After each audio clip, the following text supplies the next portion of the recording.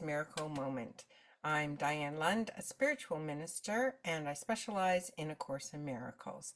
So I share a video each week based on an inspirational card. This week's card says, "The joy of heaven, which has no limit, is increased with each light that returns to take its rightful place within it. Wait no longer for the love of God and you.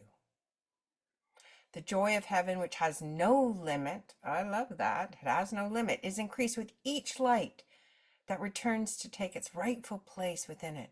That's you, your rightful place. Wait no longer for the love of God and you. Wow.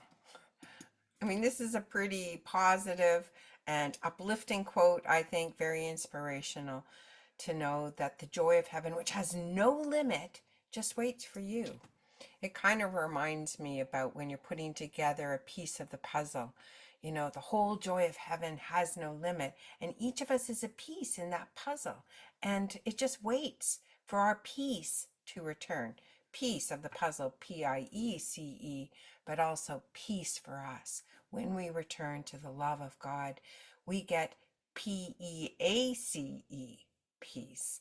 And so for the love of God, what are we waiting for? Why not return to the love of God? And that means working within yourself on how not to come from fearful places and fearful thinking. The Course calls it wrong-minded thinking. And how to change that into right-minded thinking. Well, how do you do that? Well, what you do is you become aware of your thought processes. You know, oh, wow, I'm thinking really negative about that person or about myself. What could I think instead? And then you make the change. You think something else. As the Course says, you choose again. And that's what the Course is always asking you to do. It's never saying you're wrong. It's just saying make another choice. When you find yourself making choices from fear rather than love, become aware, ask myself, how can I reframe that?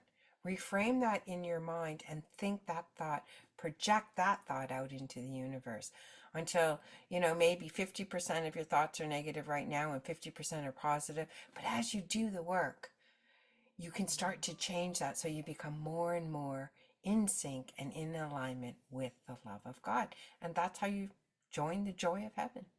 So another way to do it is to take my Sacred Creative Arts course starting in September. The first week, anybody can come for free and try it out.